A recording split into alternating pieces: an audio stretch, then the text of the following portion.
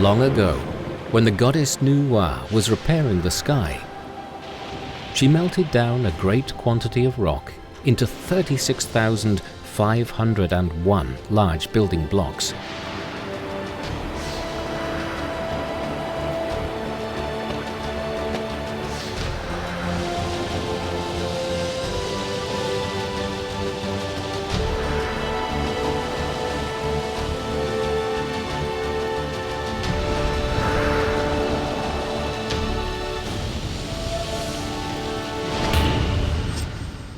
One single block was left unused. It lay at the foot of Green Sickness Peak and possessed magic powers. It could grow or shrink to any size it wanted.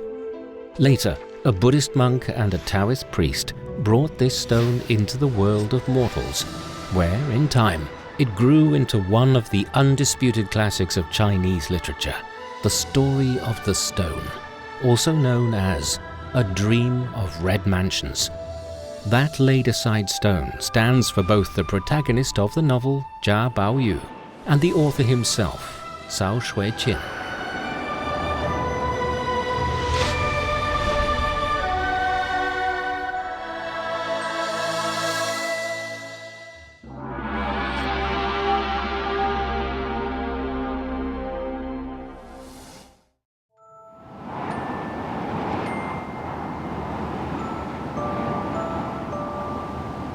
A seemingly calm and peaceful winter night in a small courtyard in Beijing's Western Hills in 1763.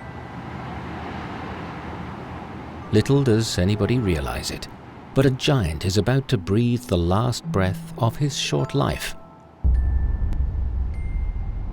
Childless, aged just 48, only his weeping wife will be present when the end comes.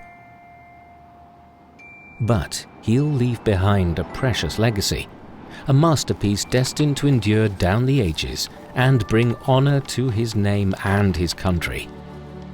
That giant, of course, was none other than Cao Xueqin, the author of A Dream of Red Mansions, or The Story of the Stone. For 250 years now, ever since its first publication, the book has remained an enduring cultural phenomenon. Hailed by leading Chinese intellectuals as a matchless novel, a masterpiece of cosmic scale that touches on the melancholic nature of human life, and a work that forever changed traditional thought and literary style.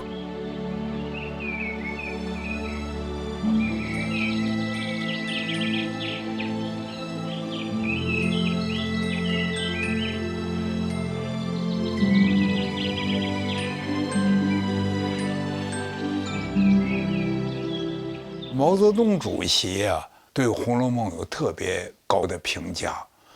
他在他的名著《论十大关系》当中，他甚至于说中国呀，那他的那个大概的意思就是对这个世界的贡献应该更多。说我们当然我们现在地大物博，人口众多，是吧？历史悠久。另外我们还有《红楼梦》。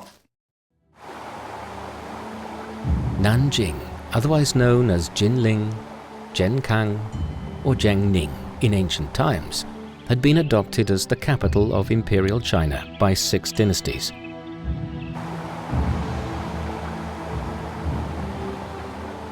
The city was, for a long time, the economic and cultural center of southern China. It was also the city in which literary legend Cao Xueqin was born. Today's Jiangning Imperial Silk Manufacturing Museum is located on the site of the Qing Dynasty Jiangning Silk Manufacturing Bureau. Before that, in the Ming Dynasty, it was the residence of Prince Han, otherwise known as Zhu Gaoshu, the second son of Zhu Di, the Ming Emperor Chengzu. In the Qing Dynasty, the Cao family headed the bureau. In those days, locals still referred to it as Residence of Prince Han, which shows what a famous and prominent place it was. Indeed, the facility did more than just oversee the manufacture of royal clothing.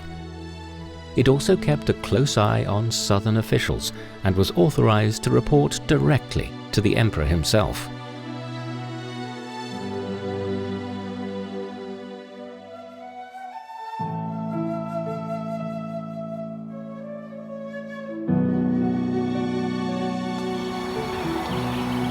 Cao Xueqin was born inside the bureau in 1715, just as Emperor Kangxi's reign was drawing to a close. But it wasn't just the end of the line for the emperor.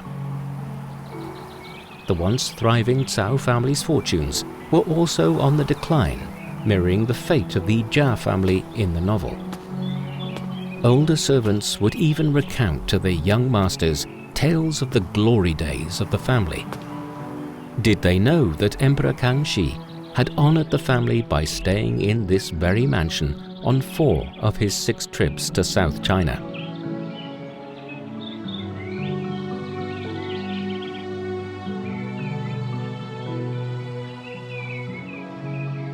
Cao家直接可以呼吸通地坐，而且和康熙关系最密切的人呢，就是曹雪芹的祖父，叫曹寅。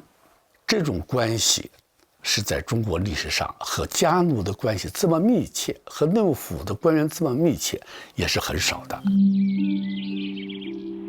In the novel, the Jia family boasts numerous plaques and couplets left by the emperor himself.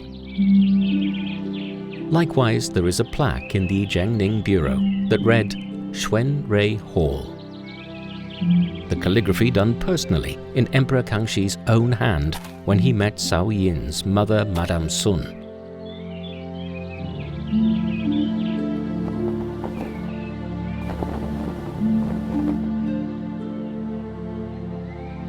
This blessed old lady happened to be the emperor's nanny when he was a child. Seeing such an old familiar face in springtime filled the emperor's heart with joy. As far as he was concerned, the old woman was part of his family.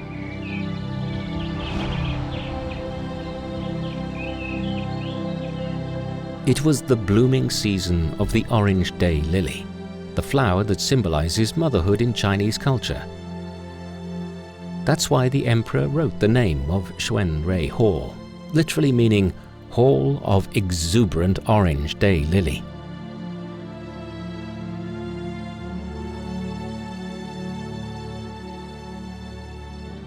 所以女性在满人家族里面，她到某一个程度的时候，会有蛮高的一个位阶发言权，啊，所以贾母就是这样子的一个状况。她跟曹寅的这个嫡母啊孙氏其实是很接近的，因为曹寅的父亲比较早死，他的这个嫡母孙氏呢活得非常长久，就有一点像小说里面的贾母。 In 1704, Cao Yin was appointed Salt Commissioner for Jiangsu Province, with his office in Yangzhou City.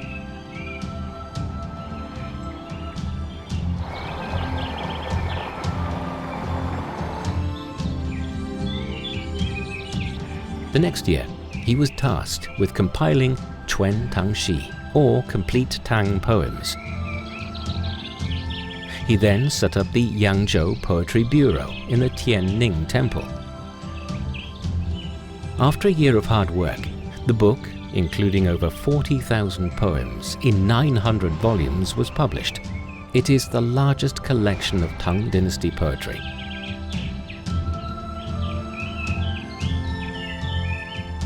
Later, Cao Yin was commissioned to compile another monumental work, Peiwen Yunfu, or Rhyme Treasury of the Admiring Literature.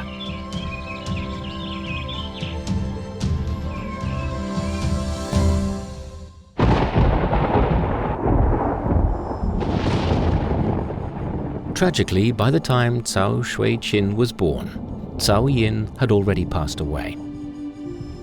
Emperor Kangxi's death would follow several years later. The Caos retained their position at the head of the bureau, but their time in the sun was over. They were out of favor with the new emperor.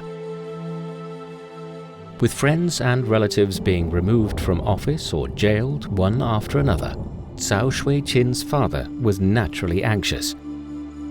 However carefully and cautiously he behaved, was he destined to suffer the same fate?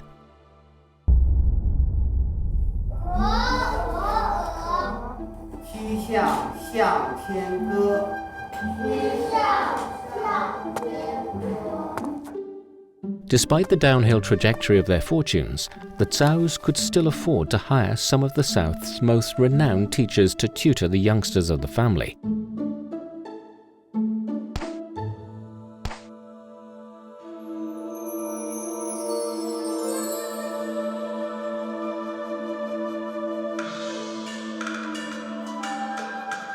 During his spare time, Cao Xueqin enjoyed sneaking out to chat and play with peers from an opera troupe retained by his family.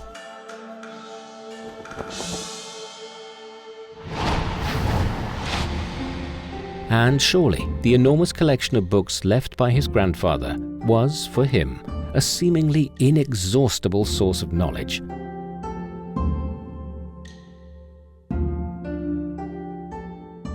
He probably read the whole of Chinese poetry because his grandfather, Cao Yin, was the editor of the Quan Tang Shi, and all the Pei Wen Yun Fu. I mean, so probably Cao Xueqin in his young days had read everything, He certainly read like, Tang Xianzu and Ming Chuanqi, Kun Chu. I'm sure he read Jinping Men.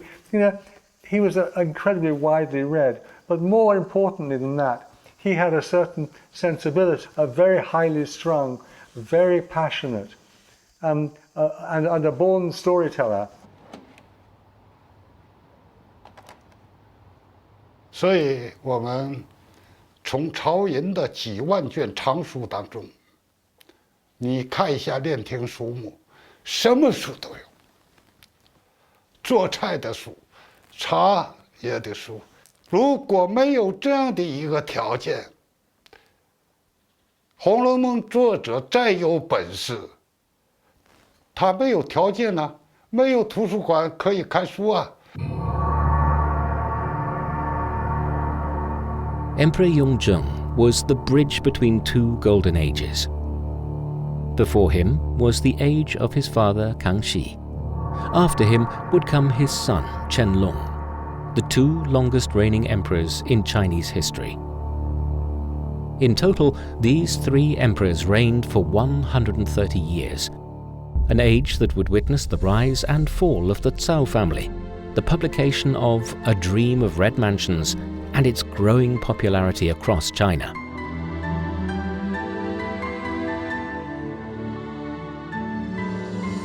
Even though the author claimed that the story had no discoverable dynastic period, it was undoubtedly set in the aforementioned two flourishing ages.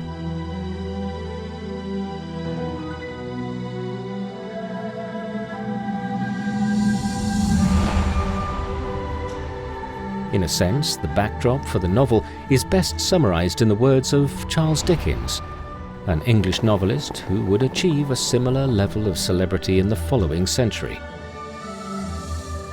It was the best of times, it was the worst of times. It was the age of wisdom, it was the age of foolishness. It was the spring of hope, it was the winter of despair. We had everything before us. We had nothing before us. We were all going direct to heaven. We were all going direct the other way.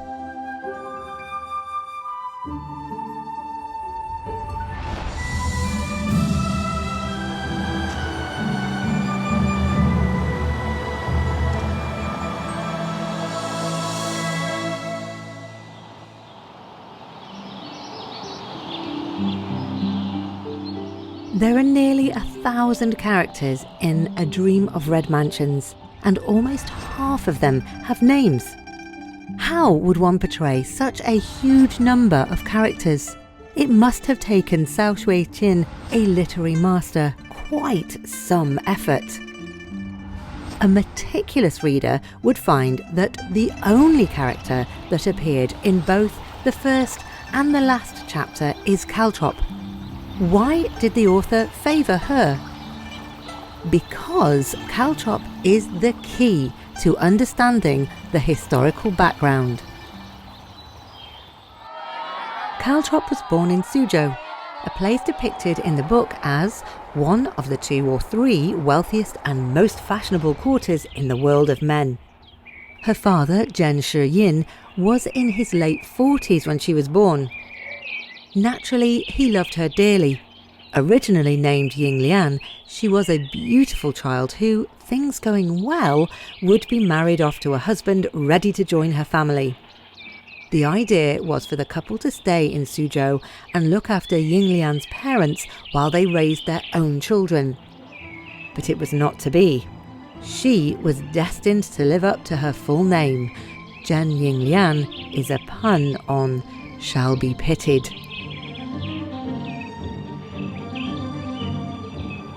And sure enough, tragedy struck. During the Lantern Festival, when she was just 3, Yinglian went missing after a house servant took her to see the lanterns. The Zhens searched everywhere, but she was nowhere to be found. Close on its heels, calamity struck again when the Bottle Gourd Temple next to Zhen's home caught fire. Quickly spreading, the fire destroyed their house, and the Zhens barely escaped with their lives. Thereafter, they had to move in with Mrs. Zhen's father in the village. Life took a downward spiral, and Cao Xueqin eventually became a monk.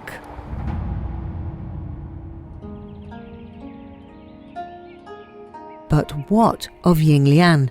She'd been kidnapped, and the next decade was to be a hellish one for her. When she reached the age of 12, she was sold in Nanjing to a young man named Feng Yuan. He hadn't been much interested in females until then, but when he saw Yinglian, he fell in love with her at first sight. He paid the kidnapper and agreed to come back to take her in 3 days. Things were about to get a lot worse for Yinglian though. The kidnapper, greedy as he was, reneged on the bargain with Feng Yuan and sold her to a local big shot called Shui Pan instead. But the kidnapper's scheme unravelled. Nabbed by both parties to the fraudulent deal, he was beaten to a pulp. However, with both families more interested in Yinglian than the money, Shui Pan turned on his rival Feng Yuan and beat him to death, dragging Yinglian off with him more dead than alive. Shui Pan disappeared without a trace. The Feng family brought the case to court, but no one wanted to handle this hot potato until Zhao Yuzun, a newly appointed Nanjing magistrate, came along. Once, when he'd been a poor student, he lived in the temple next to Yinglian's home, and it was only thanks to the assistance of Yinglian's father that he was able to go to the capital to sit the Imperial examinations, which he passed. Now the case had come before him. Fortune at last seemed to be favouring Yinglian. Having learned what happened, Zhao Yuzun said in a towering rage, "This is monstrous. Am I to understand that a man can be beaten to death and the murderer walk off scot-free with nobody lifting a finger to arrest him?" He was about to issue a warrant to arrest Shui Pan when he observed one of his ushers signalling to him with his eyes not to carry on. Zhao Yuzun then brought the usher to a private chamber for a talk. The usher turned out to be an old acquaintance, a monk in the Bottle Gourd Temple. He told Zhao Yuzun that first, Yinglian's father was his benefactor. Second, the Shui family was one of the 4 most powerful households in Nanjing, who were on a hand list known as the Mandarin's life preserver that every provincial official carried, and if one offended such households, there could be dire consequences. Third, Xueqin went to the capital to stay with his relatives prior to the murder. Killing a nobody was nothing to him, and didn't stop him from going. He didn't run away because of the murder, which was a trivial matter that his men could easily take care of. Discouraged as he learned the whole story, and given that his magistracy position was arranged by the Jias and the Wangs, two of the four powerful households, Jia soon closed the case by bending the law before hurriedly sending 2 letters to the 2 families stating that their nephew's affair had been settled and there was no further cause for concern.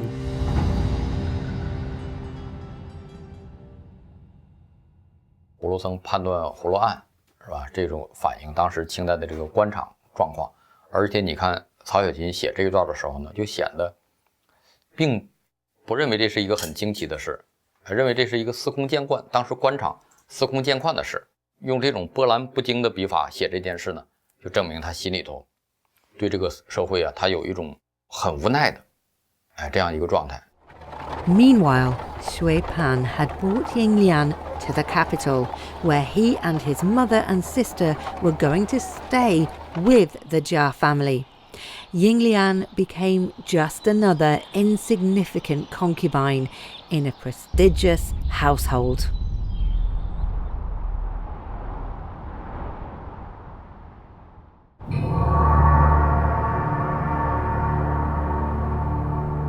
In the first 4 chapters of the book, Cao Xueqin had already showed the readers in a seemingly casual fashion through what happened to Caltrop the true colours of the above-mentioned 2 flourishing ages, or the so-called Kangqian flourishing age. It was known as a flourishing age because it was a time of relative peace and stability. Also, thanks to the introduction of sweet potato and corn from South America in the early Qing dynasty, population boomed in China. By 1714, the total population reached 140 million, a figure that would more than double over the next half-century. "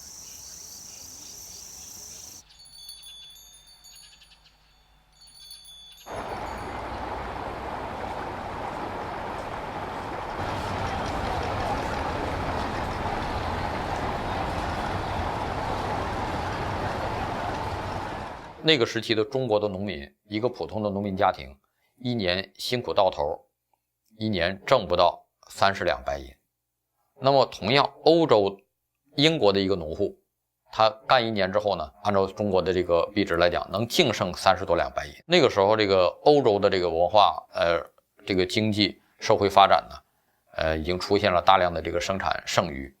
中国农民在康乾盛世当中啊，实际上也不过是一年到头能勉强温饱就不错了。可能很多人呢还春夏之交这种青黄不接的时候呢，可能还得挖点野菜，这一家才能度日。中国这个传统社会这个生产力啊，几千年它没有一个突破性的发展。A dream of red mansions provides a reflection of the lives peasants led back then, which is borne out by historical studies. When Granny Liu sees the crab banquet held in the Prospect Garden, she calculates that the crabs, liquor and the other dishes couldn't have cost less than 20 taels of silver in all, enough to keep a farmer and his family for a whole year.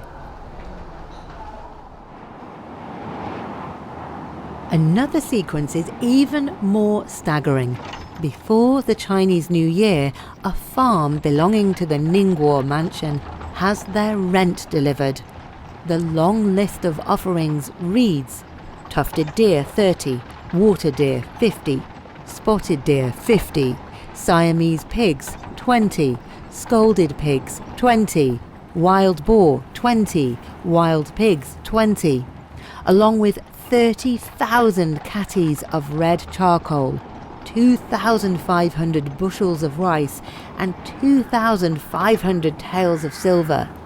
Bailiff Wu, who delivers the offerings, explains that the harvest that year had been terrible, and the relentless rain and hail had done great damage to crops, livestock, houses, and people.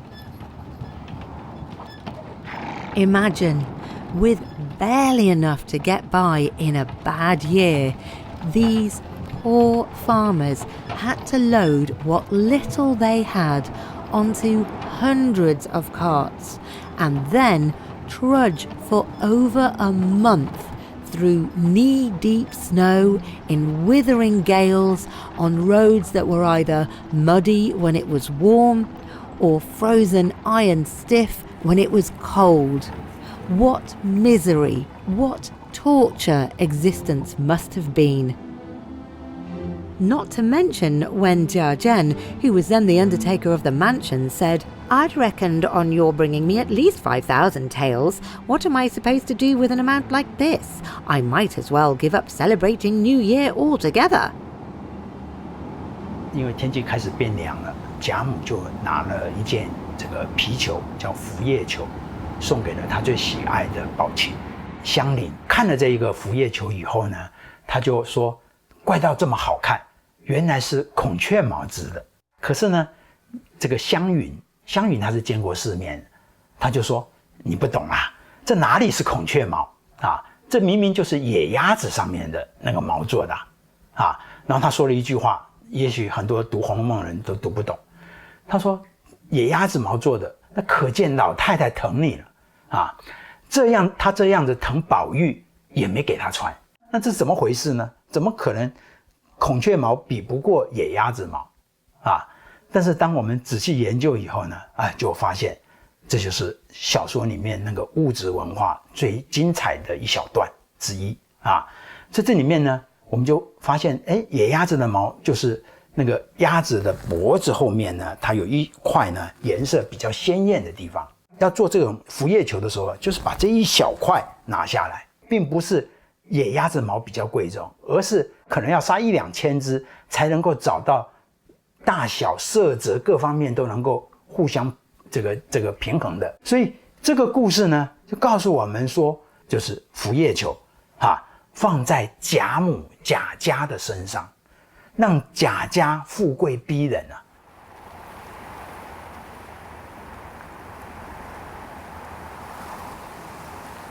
However wealthy they might be, the family that had enjoyed nearly a century of dazzling success was to everyone else a house. Both masters and servants all lead lives of luxury and magnificence, but they can't bring themselves to economize or make any adjustment in the style of living to which they've become accustomed. A society's level of civilization is usually measured by how women are treated. After Xueqin took Yinglian to the capital, he changed her name to Caltrop and made her his concubine. People in the Jia mansions often talked behind her back about how Xueqin had murdered someone for her, saying that she's a bit like Qing, a compliment because Qing, also known as 2-in-1, bears the good looks of both Bao Chai and Dai Yu. The highlight of Caltrop's life is when the kind-hearted Lin Dai Yu teaches her about poetry and tells her that even the language isn't of primary importance. The really important things are the ideas that lie behind it. If the ideas behind it are genuine, there's no need to embellish the language for the poem to be a good one. Next, Dai Yu instructs Caltrop to study the works of 3 great poets, Wang Wei, Du Fu, and Li Bai, while trying to compose a poem about the moon. 你怎么不是什么晴雯学诗啊，不是什么平日学诗啊？香菱她有这个根基，香菱学诗是茶饭无心，坐卧不定，是吧？睡也睡不着，人都傻了啊！看见什么东西都往作诗上头连啊，一首不好再写一首，最终写出了一首，那个首句是什么呀？叫“京华玉颜料应难”。哎呀，我觉得这个句子就是在写香菱。她本来是一个清净尊贵，是一个渴求有更高精神生活的一个女儿，但是她被她被掩盖、被埋没了。但是香菱呢，是不甘于沉埋，是吧？不甘于那种很平庸的生活，最后写出了这首诗，光这一句就够了。The Cao family, much like the Jias, had their share of prosperity.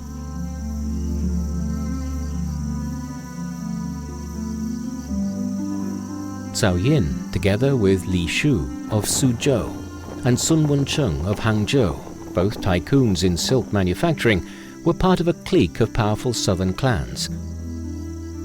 However, knowing the impermanent nature of fortune, Cao Yin had anticipated, before his death, the downfall of the Cao family.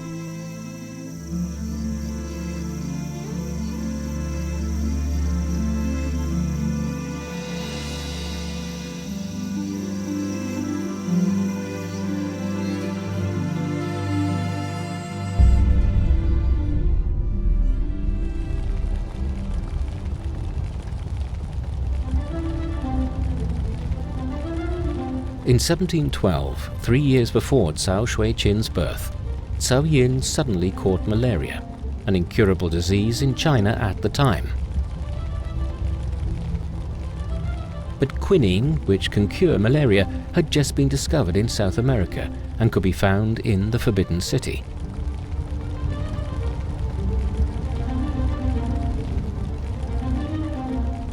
After receiving news of Cao Yin's illness, Emperor Kangxi ordered an overnight delivery of the medicine to be made, accompanied by a message written in his own hand. Do not use the medicine for any disease other than malaria. This is serious. You must make no mistake.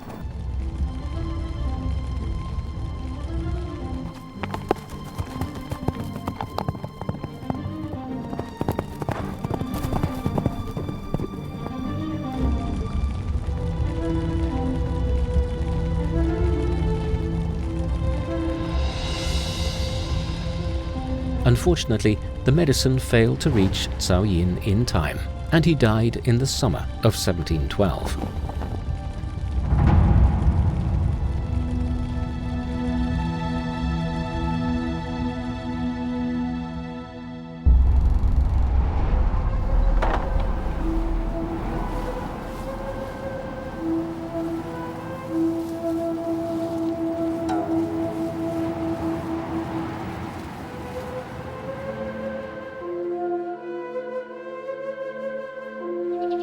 But Cao Yin's death did not spell the end of the emperor's care for the Caos. Knowing that the family had spent a fortune during his sojourns at their house, which resulted in financial deficit for the Jiangning Bureau, the emperor personally appointed 2 descendants of Cao Yin as his successors, plus some 30,000 taels of silver from the royal treasury to make up for the financial shortfall.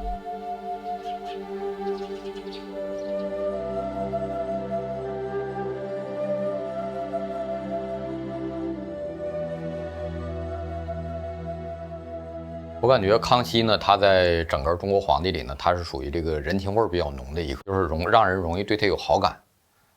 你像在中国历史上，那么人情味儿浓的呢，有那么几个皇帝，你像康熙啊，像这个唐太宗啊，包括像后来的乾隆，都属于这个情商比较高的。康熙他跟这个曹寅之间呢，他们之间呢，应该还有比较真诚的这种人际关系的交流，情感的交流。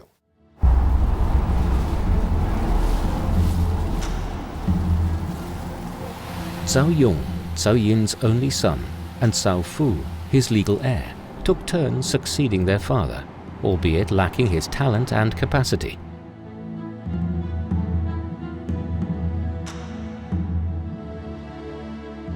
In autumn 1716, in a message of greeting to the emperor, Cao Fu, while reporting the harvest in the south, inadvertently angered the emperor by carelessly mentioning the death of a salt commissioner.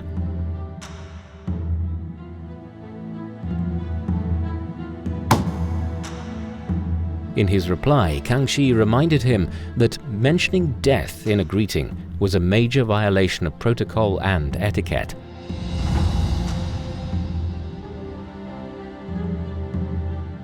In 1722, 10 years after Cao Yin's death, Emperor Kangxi passed away, leaving the throne to Yongzheng.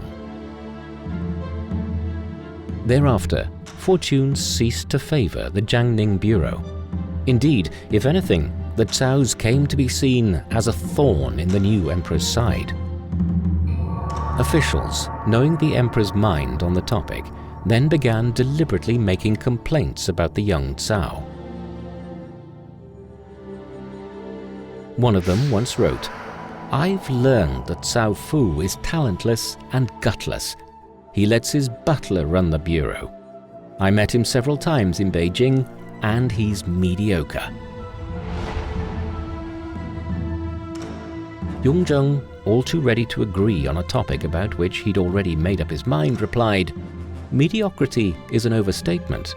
He is simply worthless."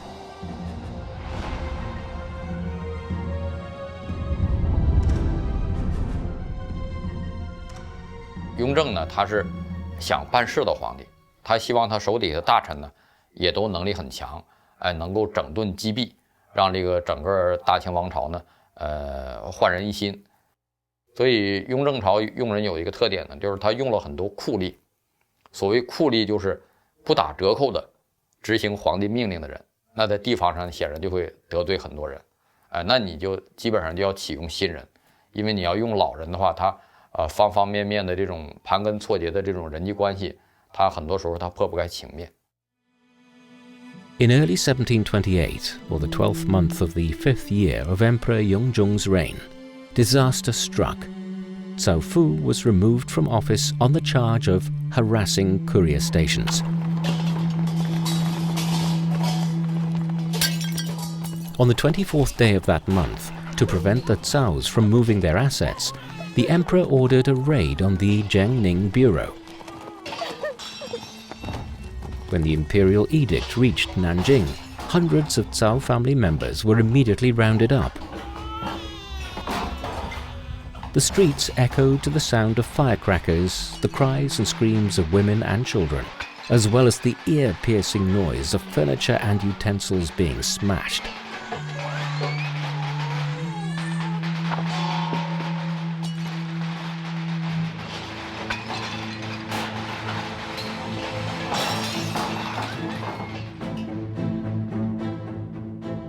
Soon afterwards, Xuehe, the newly appointed director of the Jiangning Bureau, reported something to the emperor.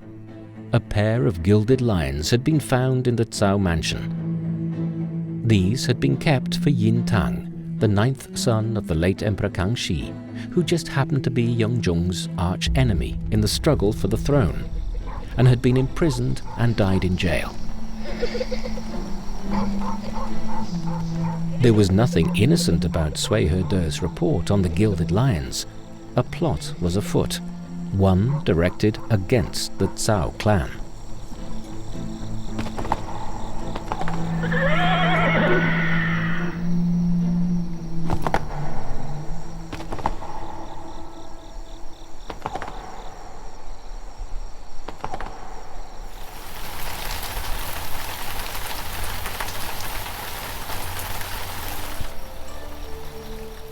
During the 6 months or so, when the Cao family's fortunes began to visibly crumble before everybody's eyes, the young Cao Xueqin had every reason to mature far beyond his 13 years. 多少年以后呢，他和他的朋友顿成敦敏在一起的时候，还经常他的朋友写诗啊，叫扬州旧梦酒一绝，秦淮风月亦繁华，就是说，江南曹家的繁华兴盛及其衰落的生活，在曹家心中留下了刻骨铭心的记忆。没有这些江南旧梦，没有这些秦淮风月，没有曹家的衰落，曹雪芹也写不出《红楼梦》。因为曹雪芹是个天才，他又经历过这样的生活磨难，因此呢，他才能写出一部传神文笔足千秋的伟大的著作《红楼梦》。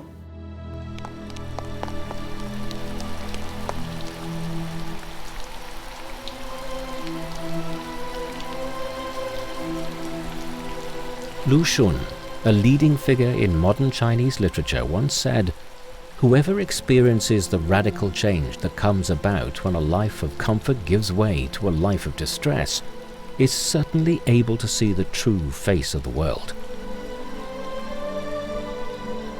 And Cao Xueqin, having plummeted from great heights, was certainly given access to this great insight. Now, along with the rest of his family, he was a disgraced outcast. Finally, this formerly rich and privileged child knew what misery really meant.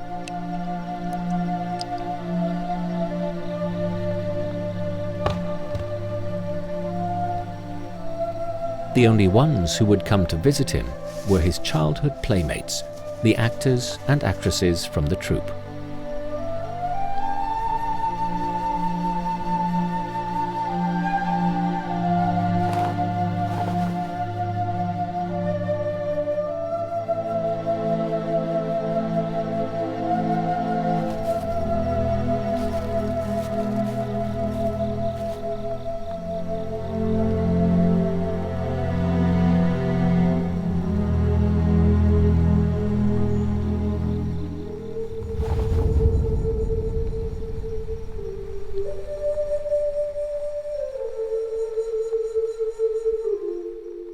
In A Dream of Red Mansions, Caltrop's fate too underwent a drastic change. After taking Caltrop as a concubine, Xueqin married a woman who was more his equal in terms of social status. This new wife, Xia Jingui, daughter of a wealthy merchant, soon turned on Caltrop. 有一个特写，就是夏金贵要改香菱的名字，他的理由就是菱角哪有什么香啊？后来香菱是很单纯的一个人，她就是很直说，把她的感受说出来。哎呦，她说不光是花有香，是吧？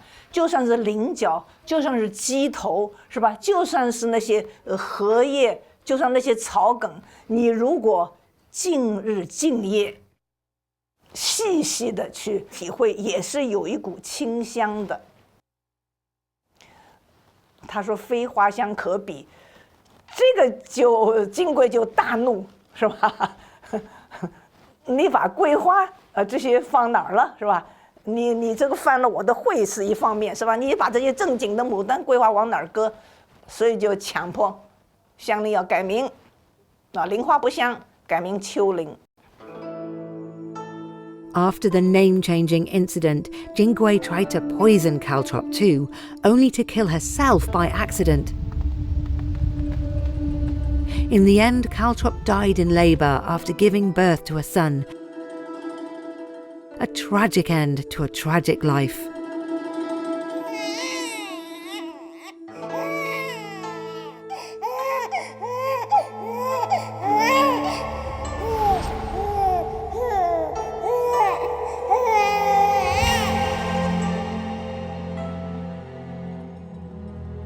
因为她是《红楼梦》里面第一个出现的薄命的女子，她的出现呢，对于《红楼梦》后面的所有的女性的角色而言呢，都有一种暗示性的作用。就是说，它是一个定调，好像那五线谱，五线谱前面不是会画一个高音谱或低音谱记号，几个升降记号就定调。它是作为这个定调作用。如果她是一个悲剧人物，她是一个薄命的人物，那后面的这些女性其实基本上是归队的。As much as Cao Xueqin pitied Caltrop, he could not alter her fate. Living in such dark times, this kind-hearted girl was destined to fulfill the prophecy the monk foretold in her childhood, and ill fate had indeed awaited her.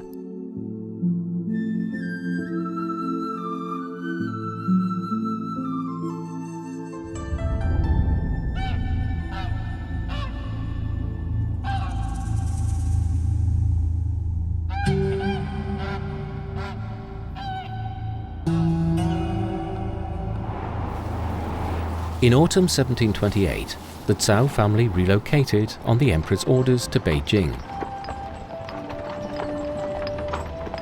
Ever since Cao Xueqin's great-grandfather, had been appointed director of the Zhengning Bureau 60 years earlier, the Cao family had worked and lived in Nanjing. Now, looking back on that majestic city, the family felt that they, in the end, must call a strange land home.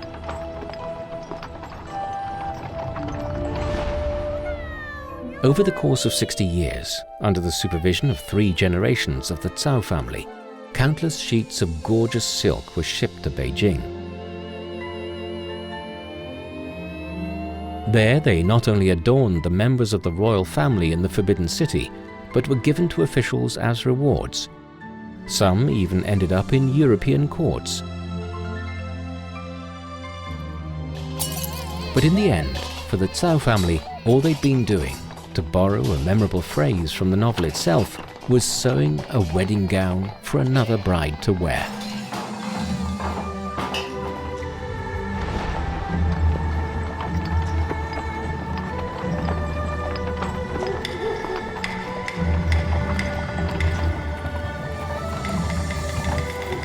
And yet, perhaps the silver linings of these black clouds of misfortune were already showing. Maybe something was already taking shape in the forlorn figure of the 13-year-old Cao Xueqin, scuffing along in the procession of imperial prisoners that would one day transform his family's descent from glory to misery into literary gold. Had it not been fate's intention all along to cast him out of his luxurious mansion, so he'd get to meet all the Yinglians and Caltrops. Sure enough, the ingredients for a masterpiece were already beginning to coalesce in his soul.